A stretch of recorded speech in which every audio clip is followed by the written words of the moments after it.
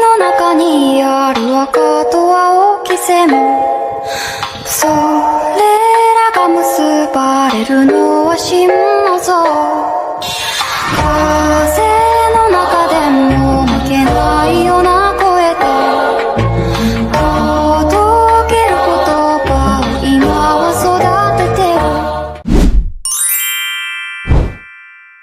ပြင်သစ်ရွာကနေဂျပန်ရွာကိုဒီလိုမျိုးရှက်တဲ့ဗလေးနဲ့ထပ်သွားပါသေးတယ်။ကားကပြင်သစ်ရွာဝင်ကြီးမာရီယာပါပြီးသားဆိုတော့ထပ်ပေးစရာမလိုတော့ပါဘူး။ကားရက်တဲ့နေရာကနေဂျပန်ရွာအထိကိုရောက်ဖို့ဆိုလို့ရှိရင်တောင်ပေါ်ကိုတော်တော်လေးတက်ယူရပါသေးတယ်။ဂျပန်ရွာတွေကိုဝင်လိုက်ပြီဆိုတာနဲ့အခုလိုမျိုးစိမ့်ဆိုပြီးတော့လှပနေတဲ့လမ်းလေးကအခုအရင်ဆုံးကျူးစုံနေမှာပါ။ဒီလမ်းလေးအတိုင်းတောင်ပေါ်ကိုဆက်တက်သွားမယ်ဆိုရင်တော့ဂျပန်ရိုးရာအဝတ်စားကီမိုနိုငှားတဲ့ဆိုင်ကိုရောက်ရှိသွားမှာဖြစ်ပါတယ်။25 ringgit နဲ့ကိုကြိုက်တဲ့ကီမိုနိုကိုအချိန်အကန့်အသတ်မရှိငှားနိုင်ပြီးဆိုင်ရှင်တွေကကိုတခါတည်းဝတ်ပေးလိုက်ပါတယ်။ hair style နဲ့ make up အတွက်တော့စားပစ်မရှိသေးပါဘူး။တခြား accessory တွေဖြစ်တဲ့ tea တို့ရက်တောင်တို့ငှားချင်နေဆိုလို့ရှိရင်တော့10 ringgit အပိုထပ်ပေးရပါတယ်။ကဲဝတ်စုံအပြည့်ဖြစ်သွားပြီဆိုရင်တော့ဂျပန်ရွာမှာရှိတဲ့ဂျပန်အိမ်လေးတွေဓာတ်ပုံရိုက်စီက photo spot တွေအများကြီးမှာဓာတ်ပုံစားပြီးရိုက်လို့ရပါပြီ။မချိုကတော့ဒီဂျပန်အင်္ဂလိပ်ကိုတော်တော်သဘောကျနေရဆိုတော့ဂျပန်အင်္ဂလိပ်ရှေ့ကနေပဲစပြီးတော့ရိုက်လိုက်ပါတယ်။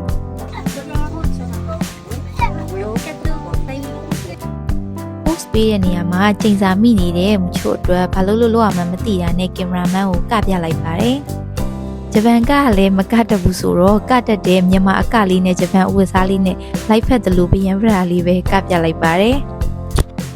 ဂျပန်မလေးတွေလိုတိမ်တိမ်မွမွေလေးနဲ့သွားလာလှုပ်ရှားတတ်ဖို့တော်တော်လေးကြိုးစားယူလိုက်ရပါတယ်။ဖြူရအိမ်လေးနဲ့ဓာတ်ပုံရိုက်လို့ရပြီဆိုရင်မချို့လိုမျိုးရွာထဲကိုလမ်းဆင်းလျှောက်ပြီးအမတ်တရဗီဒီယိုလေးတွေဖန်တီးလို့ရပါသေးတယ်။ရွာလမ်းလေးတွေကတောင်ကုန်းအတက်ဆင်းလေးတွေနဲ့တဘာဝစီမံလေးလုပ်ထားတာဆိုတော့ဓာတ်ပုံရိုက်လို့အရင်လာတဲ့နေရာလေးတွေပါ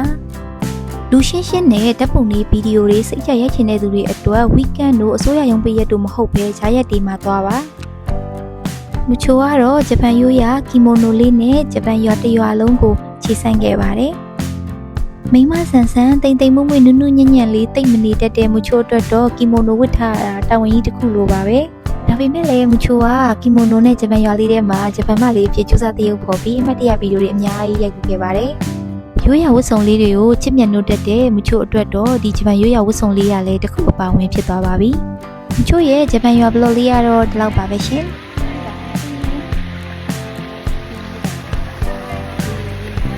Thank you.